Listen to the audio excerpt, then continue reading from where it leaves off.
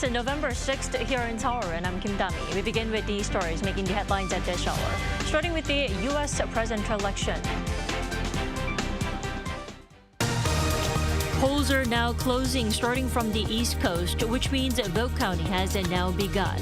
Vice President Kamala Harris secured an early win in Vermont, while former President Donald Trump did so in Indiana and Kentucky. Ukrainian President Volodymyr Zelensky has himself confirmed that his country's forces have engaged North Korean soldiers, voicing worry such clashes have opened a new chapter of global instability. President Yoon Suk-yeol is set to address the nation and hold a press conference on Thursday to look back on the first half of his term and announce what the public can look forward to for the remainder of his term.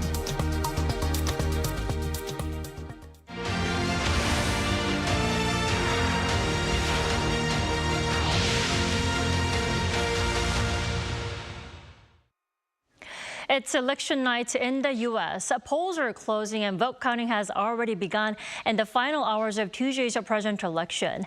And early results are already starting to roll in. For more, we have our Kim Jung-sil on the line. Jung-sil, fill us in. Tommy, results are pouring in as Americans headed to cast their ballots for their next president. Now, as of 10 a.m., many of the eastern and central states closed their polls, and we're seeing results. According to CNN, former President Donald Trump is projected to win Indiana, Kentucky, and West Virginia, which respectively carry 11, 8, and 4 electoral votes. Now, Indiana and Kentucky were among the earliest to finish voting, closing polls at 8 a.m., with West Virginia closing polls just in half an hour ago. The early vote returns may not clearly indicate who will win eventually due to varied vote counting rules, so we'll have to wait for the final outcome, which may also depend on how quickly key swing states can report their results. Arizona, Nevada, Pennsylvania, and Wisconsin in particular have absentee ballot procedures that could require sometimes days to complete. As of 10 a.m. Korean Standard Time, polls have closed in many eastern and central states like New Jersey, Alabama, New Hampshire, Massachusetts, Rhode Island, and Tennessee. To avoid any confusion, I am mentioning all the times in Korean Standard Time. About half an hour later, at 10:30 a.m., polls close in Arkansas, which has 6 electoral votes and is likely to support former President Trump. At this point, polls will now be closed in half the states. Now, this year's race is so tight that the battleground states will be pivotal in determining the next U.S. president.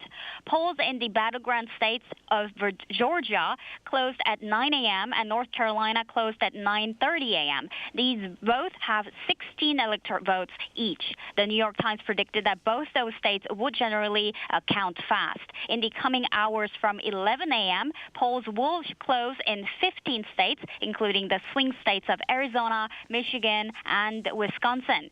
Polls will also close in some of the most populous states like Texas and New York. Now at noon, the final battleground states, Nevada, will close its polls. At 1 p.m., the poll will close in 4 states, including California, Oregon, Washington, representing a likely haul of Democratic votes.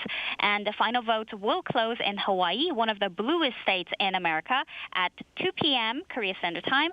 In Alaska is a safe Republican state that finishes voting at 3 p.m. Out of the 538 electoral college votes, the winner needs 270 electoral votes to have a majority. So that's the update until now. Right. Jung-sil, so Harris and Trump claiming wins in their reliable states. While we wait for more results to come in, let's talk about the exit polls.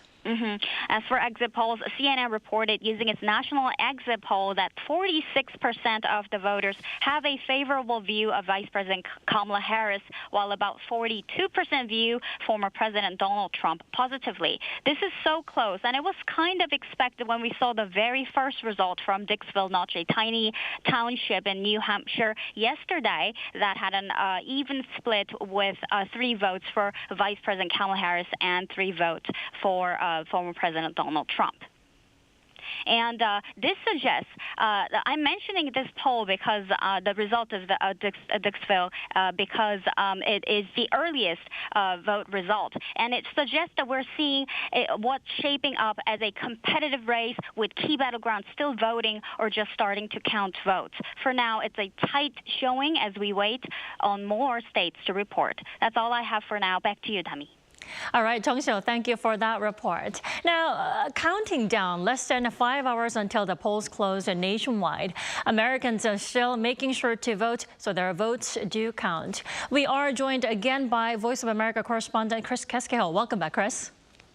Good to be with you. So, Chris, you are over in Michigan, where vote counting will commence in the coming hour. Now, how has the election day been over in Michigan?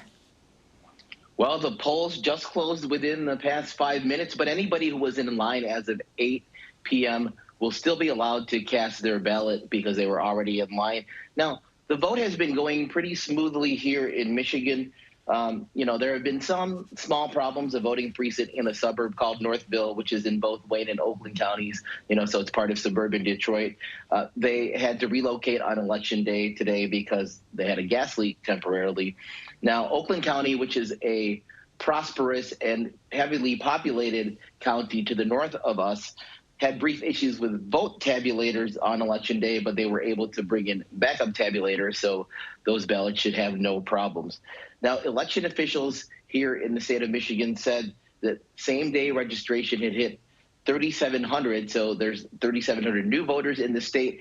And in the major city here in Detroit, 95% of the early and absentee and mail-in ballots have already been counted today because they were allowed to count them starting 8 days before the election. So Detroit, which is the biggest city in the state, could have its votes counted by the end of the night or tomorrow, which means Michigan, we could have Michigan's result, whether it went for Trump or Harris, tonight or tomorrow. Right. I'm sure there were thousands of people who voted. Now, the question is, what did some of the voters, in Michigan have to say about the election before and after casting the ballot? Well, I spent most of my day in Dearborn, Michigan, which is the first Arab majority city in the U.S., and a lot of the voters there are angry about the war in Gaza. They have family in Gaza and Lebanon, so it affects them personally.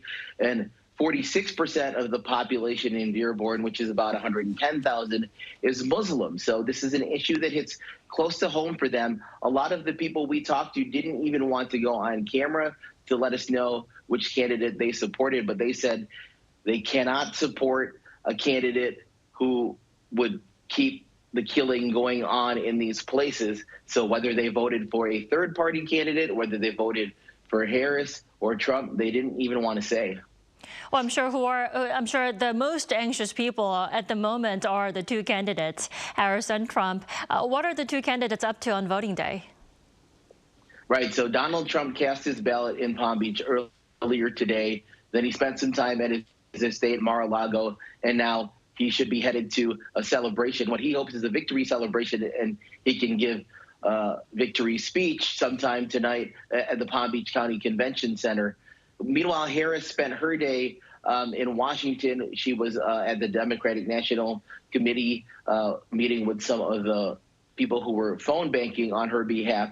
And then she will be heading to an outdoor celebration at her alma mater, Howard University, a historically black college and university in D.C., and she hopes to give her victory speech tonight. But, of course, we might not have any of the results in by the end of the night. So These could just be celebrations marking the end of their campaigns.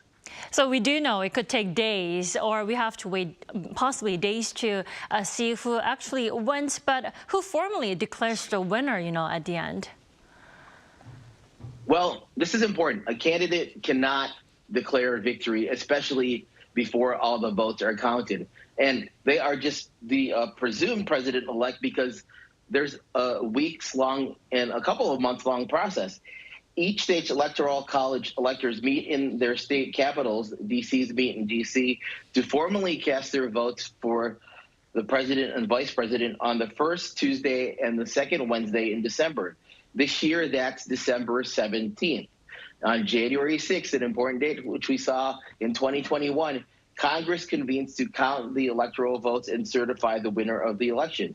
Now, because the sitting vice president serves as the president of the Senate, Kamala Harris will actually preside over this count in 2025, just as Mike Pence did in January 2021 when Joe Biden officially became the president-elect.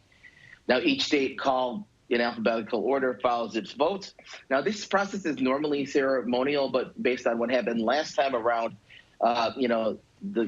the concession speeches happened long ago, but officially that is when the president will be decided, even though it seems like it's a mere formality by the time it's January 6th. All right, Chris, before I let you go, briefly, what is next after a new leader is elected then? Well, the transition begins. They start embedding their people within all the federal agencies, and it's a very quick process because they take the oath of office in January, the third week of January.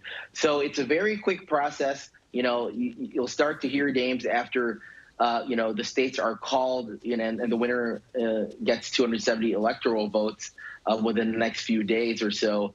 And you'll start hearing, whichever candidate wins, you'll start hearing names of possible cabinet secretaries and cabinet heads and heads of agencies. So it'll be a very quick process once we know who is the eventual winner.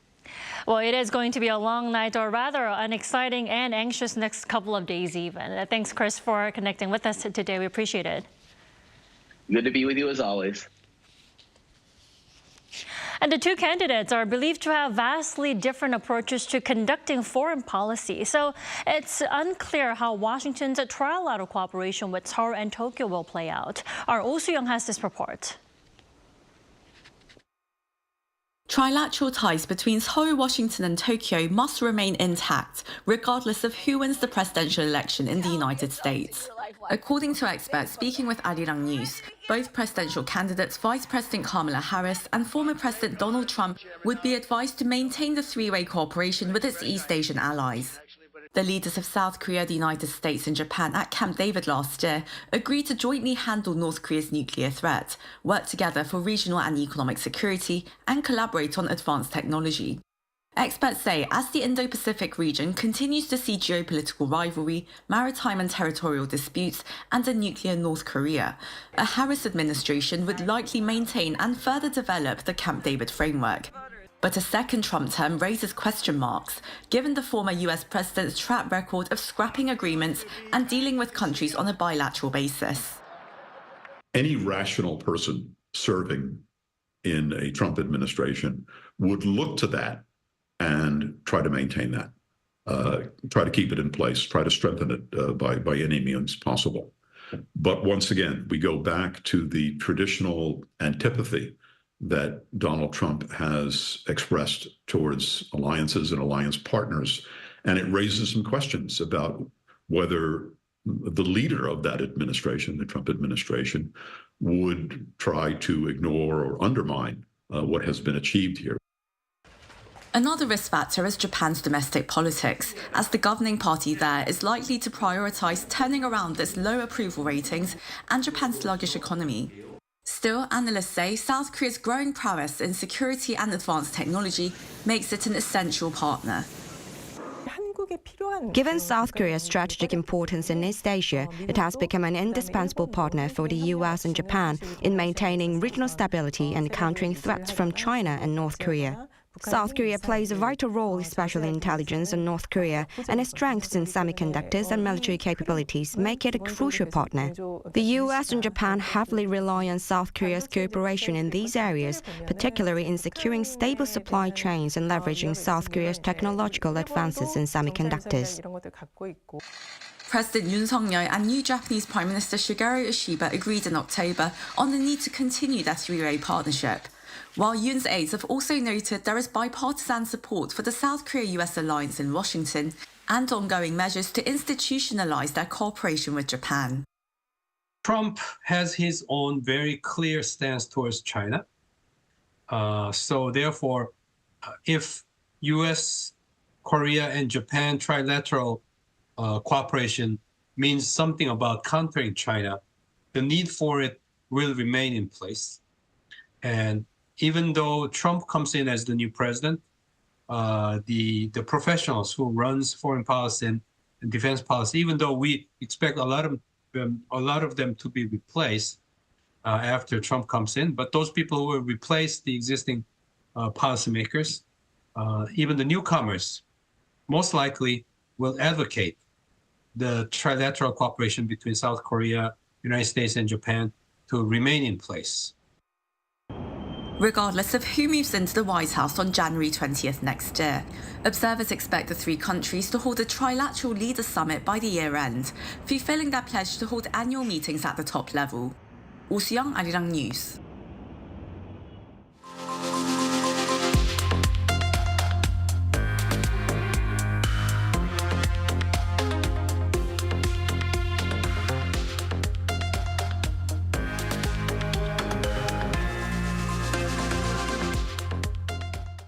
Ukrainian President Volodymyr Zelensky has confirmed North Korean troops have joined the fight against his country, warning the international community that North Korea's involvement has opened a new chapter of global instability. Our Park Gon-woo has more. A new chapter of instability.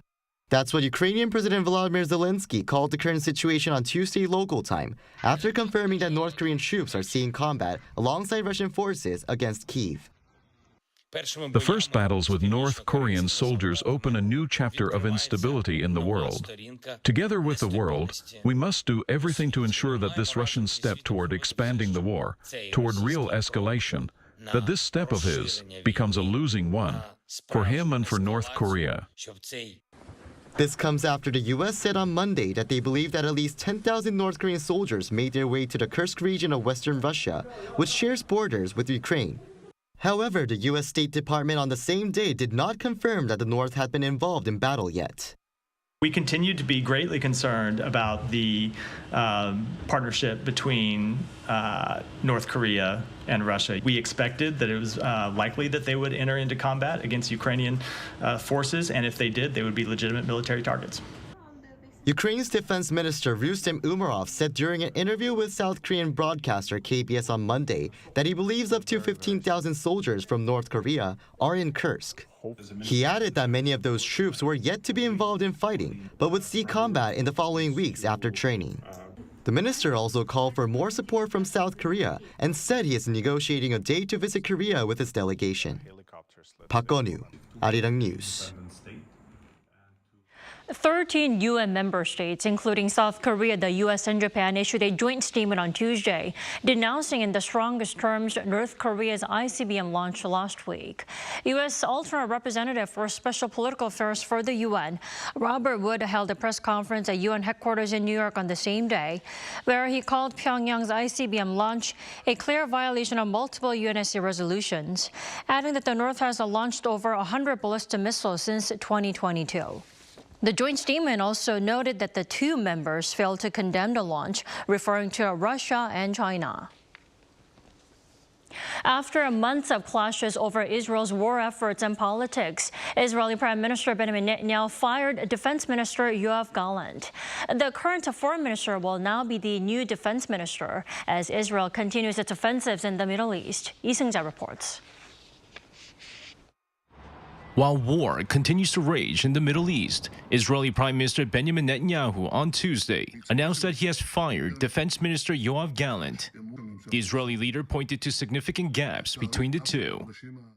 Significant gaps were discovered between me and the Minister of Defense in the management of the campaign, and these gaps were accompanied by statements and actions that contradicted decisions of the government and the decisions of the cabinet. In light of this, I decided today to terminate the office of the Minister of Defense. Netanyahu noted that while there was trust and fruitful work in the first few months of the war in Gaza, the last months saw that trust crack.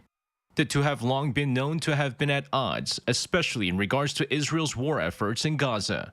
Gallant went as far as to tell a closed-door Knesset committee that the Israeli leader's goal of absolute victory in Gaza was nonsense. Replacing Gallant as the defense chief will be the current foreign minister, Israel Katz. Meanwhile, Israel continues its offensives in Syria on Tuesday with an airstrike on the Syrian city of Al-Qaysar near the Lebanese border.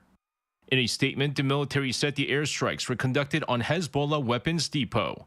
It also marks the second Israeli airstrike in Syria in 24 hours, targeting what Tel Aviv claims to be Hezbollah sites.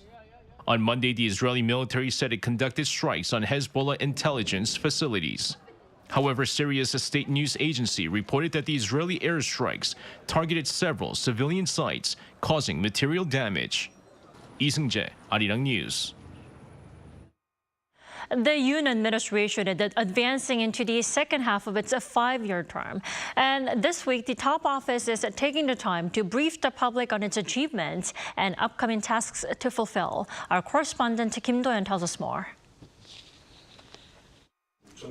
Reaching the halfway mark of President Yoon Suk-yeol's term in 1 week, the top domestic policy aides for President Yoon took time on Tuesday to explain what had been done so far and what the nation can expect for the second half. The 4+1 reforms, labor, education, medical, and pension, plus a low birth rate, were the first things emphasized as they have been and will continue to be top of the agenda for President Yoon. Supporting our children to grow into creative talents from fair competitions and enabling them to work in the fields they aspire to. Ensuring that all of our citizens can receive high-quality healthcare anytime, anywhere, and live without concerns about their retirement.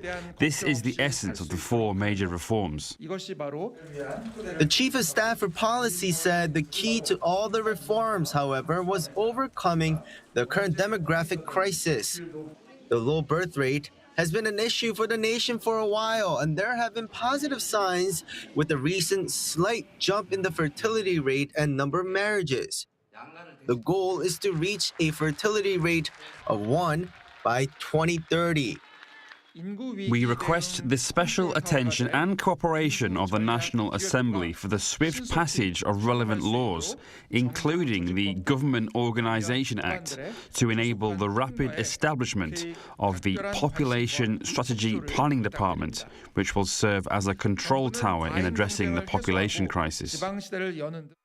Second was the economy, while the economic indicators such as gross national income, which surpassed Japan for the first time this year, and inflation rate at 1.6% for September are low compared to other OECD members. Actual living for citizens has not been easy, especially for many small business owners. An official also said there will be more budget allocated for small business owners and their financial burdens from debt as part of the efforts. Other topics the top office covered were future resources, safe environment, and fostering regions outside the capital. The occasion is being used to show the administration's motivation to finish the term strong. However, none of this can be achieved without the support of our citizens. Legislative tasks also require active cooperation from the National Assembly. This briefing marked the beginning of a three-part series of the top office's efforts to reach out to the public in light of its halfway mark. The second part will be on Wednesday, a briefing solely on diplomacy and national security. And the finale, of course, the president himself on Thursday. Kim Do-yeon, Arirang News.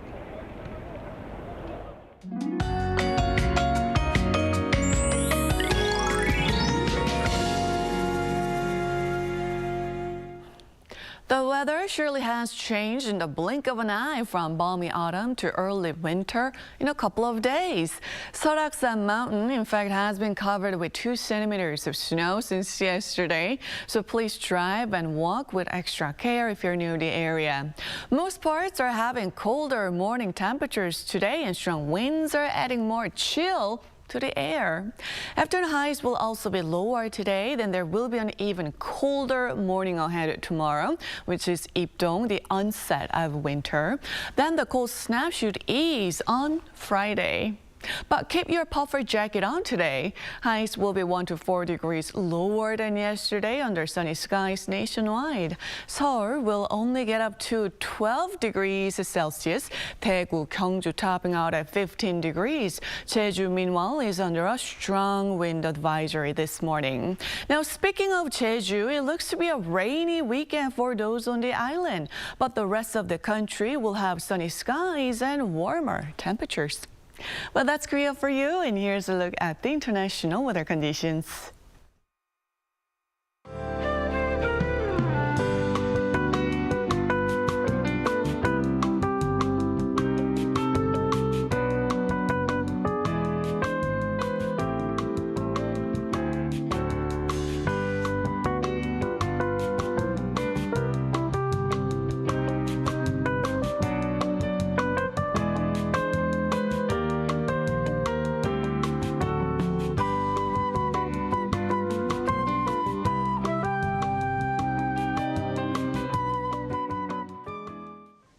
We thank you for watching New Day at Arirang. Arirang News will be back at 5 p.m. Korea time.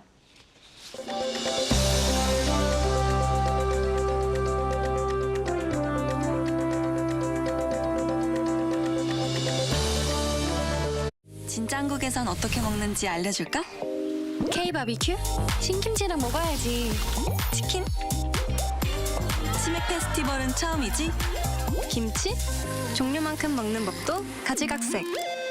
김밥? 시장에선, 산에선, 바다에선 이렇게. 국밥? 취향 따라, 입맛 따라. 이런 한국, 와보지 않고는 모를걸? 요즘 한국에선 어떻게 노는지 알려줄까?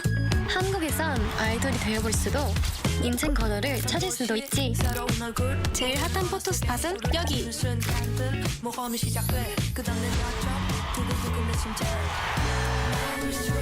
한국은 분명 너에게 새로운 영감을 줄 거야.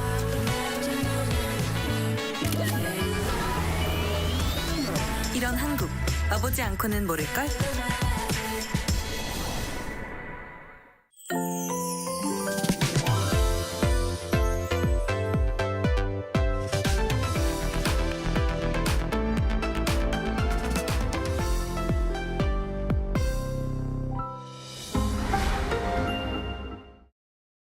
How to survive in Korea. Barbecue restaurants. Step 1. Taking care of your clothes. Put your jacket in the plastic bag. Seal it tight. If the stool flips open, store your clothes inside. Wearing light colors? Grab an apron. It's the best defense against oil splatter and smoke. Step 2. Bottomless side dishes. Basic side dishes at a barbecue restaurant. Eat, and eat as much as you want. Side dishes come with free refills. Oh, and if you don't see this sign, just ask, 사장님, 여기 밑반찬 좀 더 주세요. Simple, isn't it? Step 3. Grilling meat. There are various kinds of samgyeopsal in Korea. Place the meat on the grill. Turn it over when golden. And again when it looks done. Again and again and again. Step 4. Sam style. You aren't taking bites of sam like a taco, are you? In Korea, we have it in one bite. A pro tip here. Add only as much as you can handle in a bite. Gotta avoid awkward situations. Step 5. Enjoy the perks. After the meal, enjoy the perks offered as a Korean restaurant. Fabric refreshers get rid of the barbecue smell, while mint candies freshen your breath. Did you survive the barbecue restaurant? Hang on. Are you here with someone you want to impress? Then let's skip the garlic. Who knows what will happen?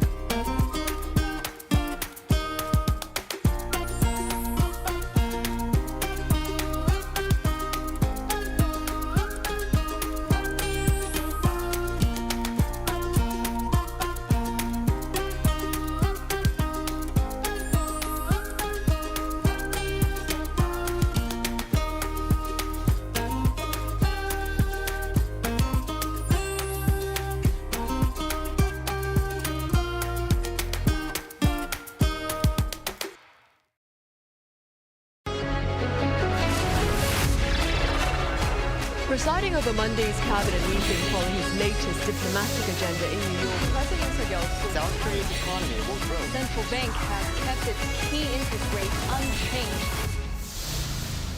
Mission complete. Foreign rocket duty selfish. Seoul is rallying in hopes of bringing the World Expo 2030.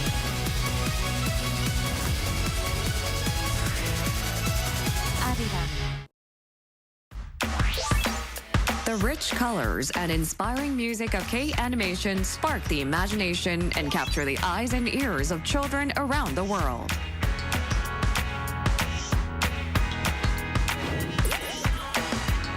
Non-violent Korean animation that focuses on good influence.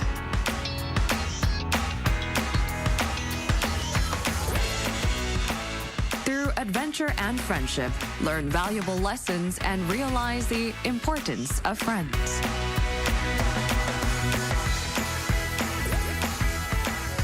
Covering topics such as family, friends, and courage, they help children learn how to interact with the world. Embark on imaginative adventures with new friends and dream together. K-Animation's special stories will warm your heart.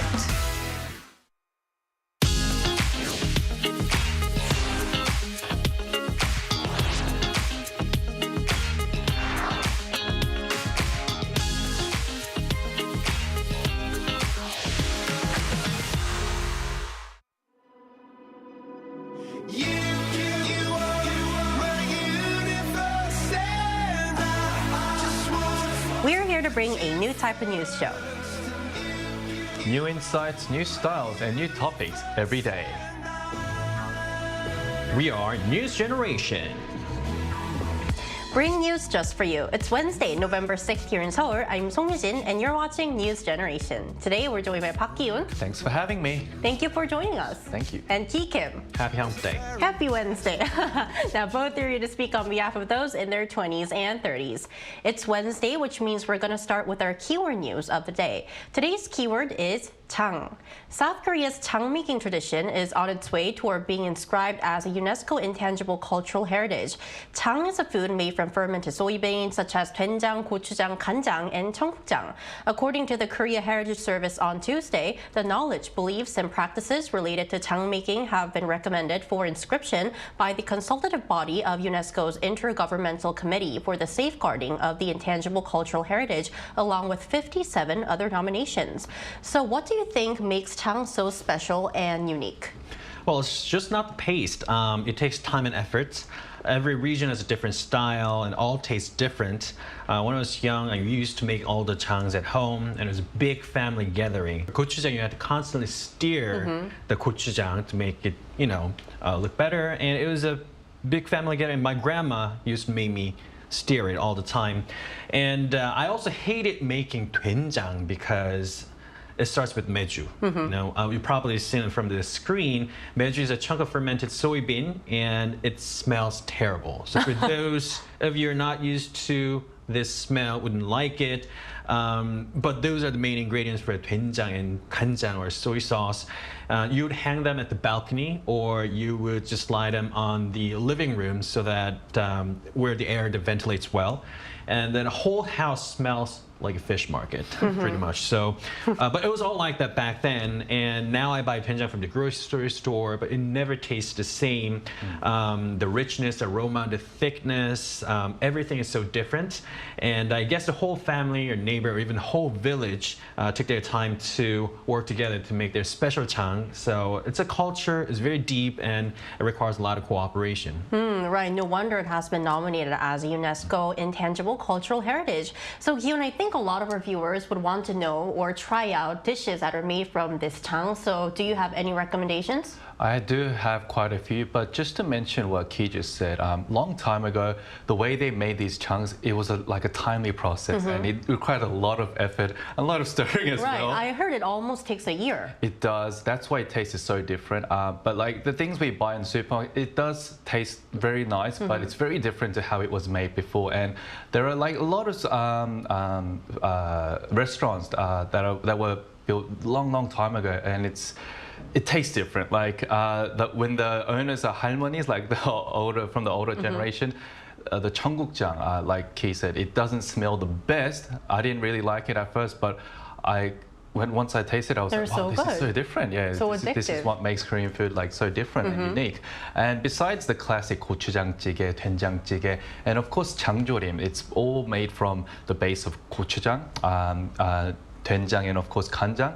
My favorite dish has to be 찜닭, which is braised chicken, which made from soybean sauce, and it's one of my favorite because not only is the chicken so tender, it's got that beautiful kick that we're going to talk about very soon. Right. That kick, and also it's got all sorts of different vegetables. That's my favorite dish. And there's also tteokbokki, which is made from gochujang base, and it's a popular street food that I'm sure many foreigners know. I have heard of tteokbokki and have tried it. There's so many more, but what's your favorite? I think I go for tteokbokki as well, and I think I'll go for 간장게장, which is the marinated crabs using soybean sauce. So great recommendations from Ki-hoon. Now, meanwhile, the final decision will be made at the committee's 19th session, which will take place in Paraguay from December 2nd to 7th. And that was our keyword news for this Wednesday. So we're now going to move on to our main discussion for the day. It's Wednesday, time for our weekly My K-Star Pig segment, where we highlight some of the hottest and most trending figures in Korea. And today we're going to change things up a bit. Instead of focusing on one star, we're going to shine the spotlight on multiple stars, and they are Korea's star chefs. Now, these chefs have gained immense popularity recently, especially after the success of the Netflix hit show Culinary Class Wars, right, Yoon? Correct. Culinary Class Wars, or also known as 흑백 요리사 in Korean. I think almost everyone was watching it ever since the first episode was released on September 17th. So 100 chefs in total, advancing black spoon contestants facing off against iconic white spoon chefs in a culinary battle using the same base ingredients. Each episode wowed the viewers with each chef's culinary skills, creativity under intense pressure. They were judged by highly esteemed restaurateur Baek Jong-won and head chef and owner of South Korea's only 3 Michelin-starred restaurant. The 12-episode series secured the top spot in Netflix's non-English global rankings for 3 consecutive weeks. And this obviously was a first ever for a reality show on Netflix, and its ongoing popularity sealed the production of season 2, which they'll start filming very soon. And I think everyone will be looking forward to season 2. But I just have to say, if season 1 does so well, season 2 usually doesn't really live up to its expectations. More pressure on season 2. Because there's more pressure and expectations high. But I definitely think season 2 will really do well as well. Yeah, I can't wait which chefs we're going to see who will participate in Culinary Class Wars Season 2. Now, Culinary Class Wars isn't Korea's first cooking competition show throughout the past years. We've been seeing a lot of cooking shows here in Korea, though Culinary Class Wars has become the massive global hit cooking competition show. So could you introduce us to some of Korea's cooking shows, Ki? Sure. Starting with the MasterChef Korea, there's been 냉장고를 부탁해, or Take Care of My Refrigerator. 한식 대첩, Korean Food War were a great hit, especially 냉부해, or 냉장고를 부탁해, Take Care of My Refrigerator was in swing. The stars bring their refrigerator from their home, and the chefs started taking the ingredients out of it and making a delicious cuisine within 15 minutes. And that's when the chefs started to appear on TV a lot. They were everywhere, even appearing on Marite, or My Little Television. Baek Jong made a huge, big debut, leaving the viewers with the star chef title. Right, and now we have the global hit Culinary Class Wars. So exactly how strong has this show resonated with our generation? Let's first take a listen. 예전 같은 경우는 정말 소수의 한두 명 유명한 사람들만 겨우 이름을 알 정도였는데 요즘은 사람들이 식당을 다 찾아가잖아요. 가서 웨이팅도 하고 정말 가기 힘든 식당들도 많은데 그들이 유명세도 얻고 또 정말 길 가는 사람들이 다 알 정도의 그런 셰프들이 꽤 많아진 것 같아서 확실히 그런 프로그램들이 큰 영향을 줬다고 생각합니다. 요리하는 사람의 철학이라던가 요리의 컨텐츠, 그러니까 막 바스 만들고 뭔가 이런 막 스토리가 있으면 막 너무 재밌잖아. 과정이 너무 재밌다, 흥미롭다던가. 약간 그래서 특히나 프로그램은 그 시청자가 그걸 맛을 볼 수 없으니까, 그래서 셰프 개개인의 특성이나 셰프가 팀플레인을 하는 방식이나 음식을 대하는 태도, 그거에 더 집중해서 보게 된단 말이지. 언더나이어블한 것 같고, 그 확실히 인지도가 올라갔다는 걸. 그리고 어떻게 보면은 글쎄, 백종원이 여태까지는 he might have been the closest thing. 그리고 이게 당연히 one-to-one comparison은 안 되지만 약간 고든 램지 같은 사람이 없었잖아, 한국에. 그런 그런 사람이 이제 나올 수가 있는 건가? 셰프들 이름 딴 뭐 음식이라던가 뭐 셰프가 운영하는 그런 레스토랑들이 많이 이렇게 좀 뭐 언론이나 아니면 소셜 미디어나 뭐 이런 데서 많이 부각이 되고 그런 부분들을 봤을 때 과거에 비해서는 좀 그런 프로그램들이 굉장히 좀 영향을 많이 미쳤다고 볼 수 있을 것 같습니다. Right, so this culinary class war sensation has definitely put the spotlight on a lot of chefs. And now we're going to take a time to look at the standout stars among these chefs who have gained great popularity throughout the show, those who've recently risen to more fame. So let's first start with our first chef, who is An Sung-jae. Ki-yoon, you briefly mentioned about him, but tell us more. Yes, An Sung-jae was the co-judge alongside Baek Jong-won.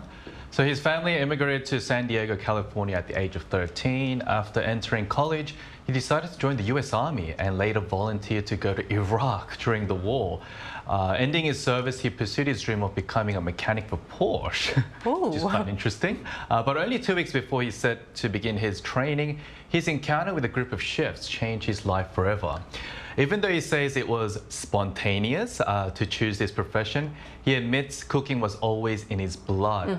He was actually recently interviewed by CNN, where he told his life story of becoming one of the most famous chefs in Korea, like you see on the screen. And like I mentioned before, he is the chef and owner of Mosu Seoul, that was awarded 3 Michelin stars back in 2022, the only restaurant to do so here in South Korea. Now, we're going to talk about 2 other huge star chefs in Korea, but my star chef that I met recently is actually Chef Ki.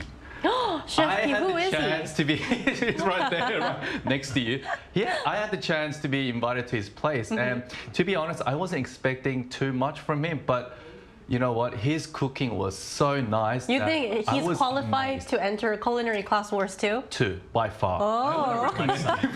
To all the PD님s out there of Netflix for season 2, I was mesmerized, and I like cooking myself, but he was cooking on a different level, and I was like, I need to learn from him. You should. Yeah, thank you, Chef Ki. I just wanted to mention that on the show. Well, next time I will surely join that meeting so that I can get a taste of Chef Ki's amazing dishes. Now, meanwhile, we talked about An Sung-jae, who was the judge of Culinary Class Wars 1, and we had a co-chef, a co-judge for Culinary Class Wars, and that is, I think this is the chef or the person who really popularized the job or career of chefs here in Korea. He is Baek Jong-won. So tell us more. Yes, he's a classic famous figure in Korea, the most popular, I would say, the cooking celebrity. Right. To describe his profession more accurately, he's actually the CEO of the restaurant business, but public has an image of chef as he teaches how to cook easily and quickly through various media. His recipe has quickly earned public interest, and because he uses a lot of sugar in his recipe, is called a sugar boy. The first time he entered the restaurant business was he was working for a pub, the Chicken Pub, and when he was a freshman in college, but he recommended the delivery service to the old lady who was owning the restaurant, because there was an apartment complex nearby. And he delivered chicken himself, and soon he took over running the restaurant just because the old lady, the owner at that time, was getting sick. Yet he surprisingly extended his business to 3 branches in just 3 years. Wow. But however, after he was forced into the military service because his family didn't like him running the restaurant. And after he finishing the duty, he started the restaurant business again. And every item he releases got a huge hit from the crowds and public, making him the tycoon of the food industry in Korea. And he appeared in countless different TV shows. Right. And as a matter of fact, his company, the food company, just went public. And now, today, it's the hottest stock in Kospi. Wow, that's some big news for Baek Jong-won as well. So until now, we've taken a look at An Sung-jae and Baek Jong-won, who were the judges of Culinary Class Wars, and we also prepared 1 star chef who participated in the show as a contestant, and he's personally my favorite star chef as of now. He is Edward Lee. So tell us more about Edward Lee, Ki-yoon. Sure. 저는 비빔 인간입니다. 저는 Edward Lee 이균이에요. 한국 이름. Okay, sorry. I wanted to just imitate him because it became viral. Right. His meme, and also Baek Jong-won when he said "Basio." Anyway, okay, I'll continue.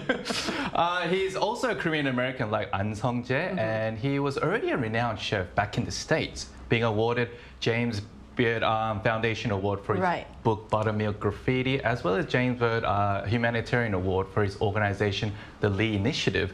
So this award can be seen as the same as the Academy Awards in cooking industry.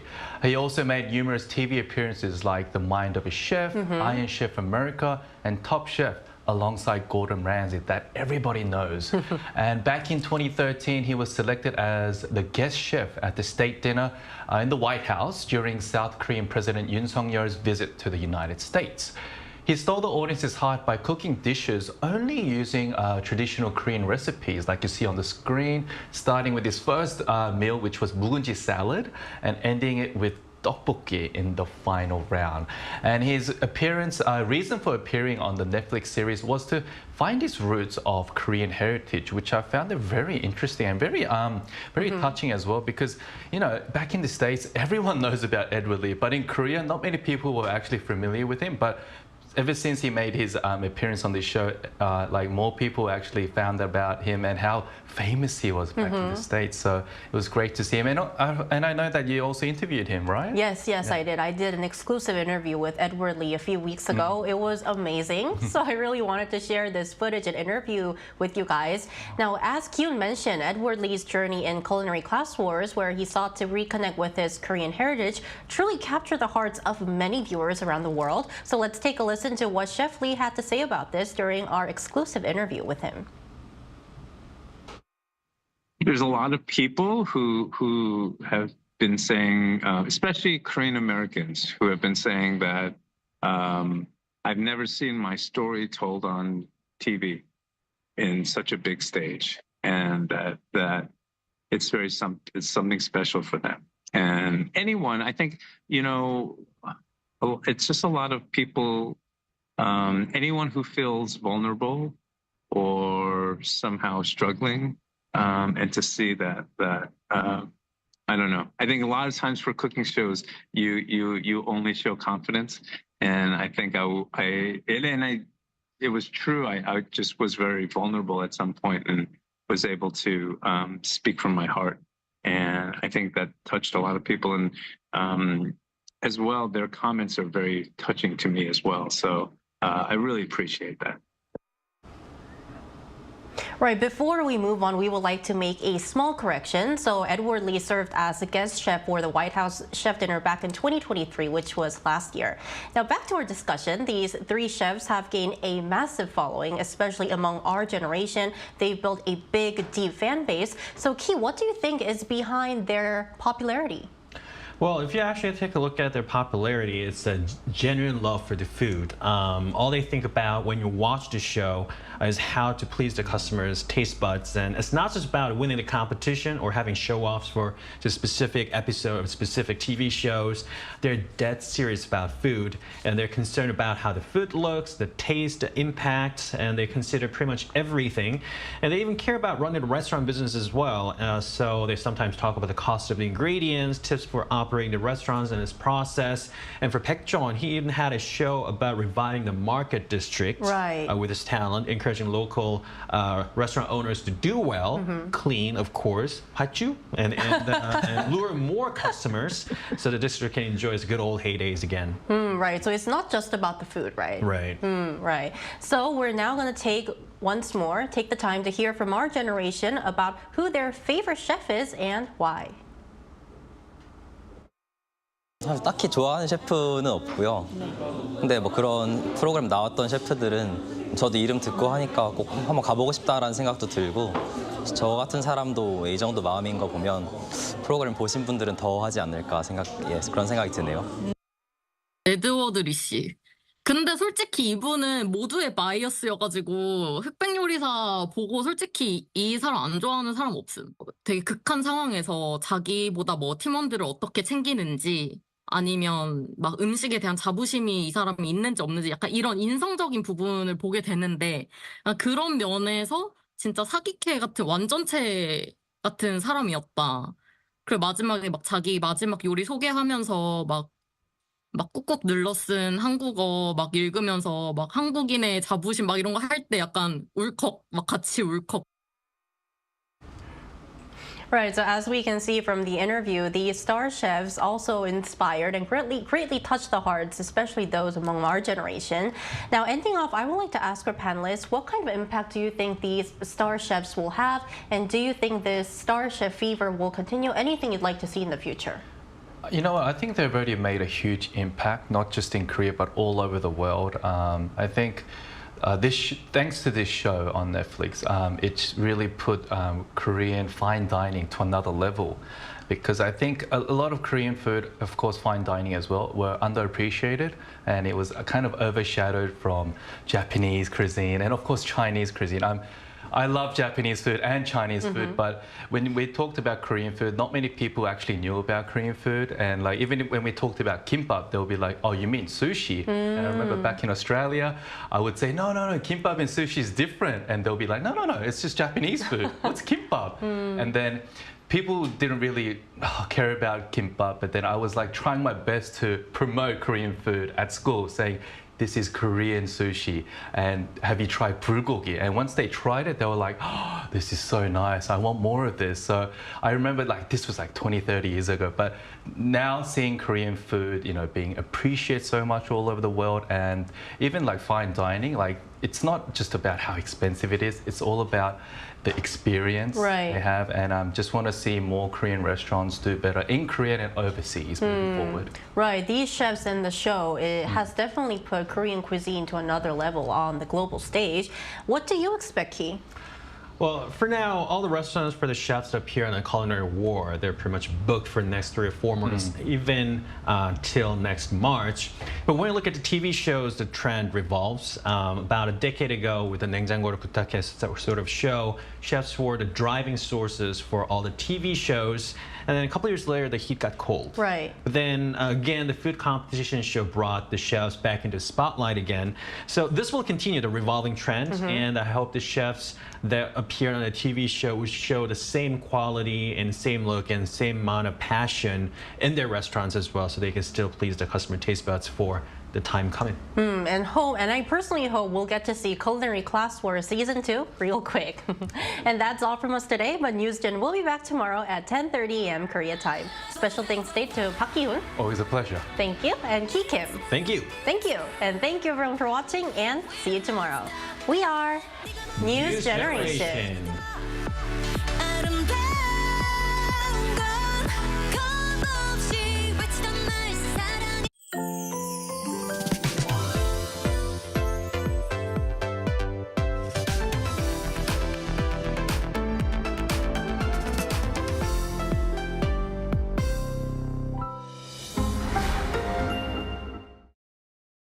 How to survive in Korea.